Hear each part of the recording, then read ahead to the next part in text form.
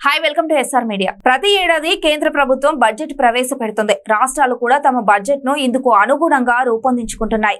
ప్రతి బడ్జెట్ ప్రసంగంలో ప్రజలకు అందించే వరాల గురించి, ప్రజా సంక్షేమం, రైతులకు, కార్మికులకు, పరిశ్రమలకు, ఎంఎస్ఎంఈలకు కేటాయింపుల గురించి సుదీర్ఘంగా వివరిస్తారు. ఈ బడ్జెట్ పేదల అభివృద్ధికి దోహదపడుతుందని ఊదరగొడుతుంటారు.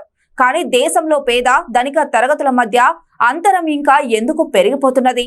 కొత్త మిలియనీర్లు, బిలియనీర్లు ఒకవైపు పుట్టుకొస్తుంటే మరోవైపు కోట్లాది ప్రజలు పేదరికంలో ఎందుకు కూరుకుపోతున్నారు? ప్రభుత్వాలు ఆశించినట్టు బడ్జెట్ అమలు చేసినా పేదలు ఇంకా ఎందుకు దిగజారిపోతున్నారు? మన దేశంలో 2000 నుంచి ఈ అంతరం విపరీతంగా పెరిగిపోతున్నది. అసలు బ్రిటిష్ పాలనలో కంటే ఇప్పుడు ఈ అంతరం పెరిగిందని జాతీయ, అంతర్జాతీయ మీడియాలోనూ విశ్లేషణలు వచ్చాయి. ఫ్రంట్ లైన్ పత్రిక ఈ ఏడాది సమర్పించిన ఓ కథనం ప్రకారం మన దేశంలో టాప్ 1% సంపన్నుల చేతిలో దేశంలోని 40% సంపద ఉన్నది.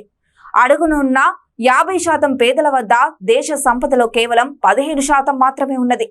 ధనిక, పేదల మధ్య అగాధంగా పారిపోయిన అంతరాన్ని ఈ గణాంకాలు స్పష్టంగా వెల్లడిస్తున్నాయి. 2022లో ఇన్స్టిట్యూట్ ఆఫ్ కాంపిటేటివ్నెస్ అనే సంస్థ state of inequality in India అనే ఒక నివేదిక విడుదల చేసింది. పీరియాడిక్ లేబర్ ఫోర్స్ సర్వే 2019-20 ప్రభుత్వ సర్వే నుంచి వివరాలు తీసుకొని ఈ నివేదిక తయారు చేశారు. ఇందులో ఓ సంచలన విషయాన్ని వెల్లడించారు.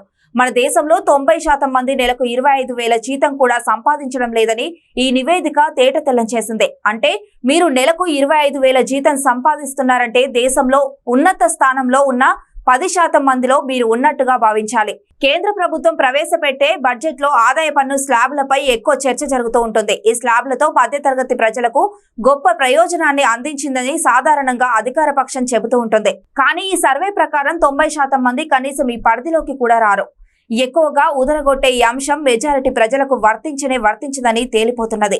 ఇక పరోక్ష పన్నుల గురించి మాట్లాడితే ఈ పన్నులు ధనికుల కంటే పేద, మధ్యతరగతి వర్గాలే ఎక్కువ మొత్తంలో చెల్లిస్తున్నారని 2022లో విడుదలైన ఆక్స్ఫామ్ నివేదిక స్పష్టం చేసింది. ఈ అట్టడుగున ఉన్న 50% పేద జనాభా నుంచే జీఎస్టీ రూపంలో 64% సొమ్ము ప్రభుత్వానికి చేరుతున్నది. అదే అగ్రభాగంలో ఉన్న 10% ధనికుల నుంచి కేవలం 4% జీఎస్టీ వసూలు అవుతున్నది. కార్పొరేట్ ట్యాక్స్ కుదింపు ప్రోత్సాహకాలతో ఈ సంపన్నులే లబ్ధి పొందుతున్నారు.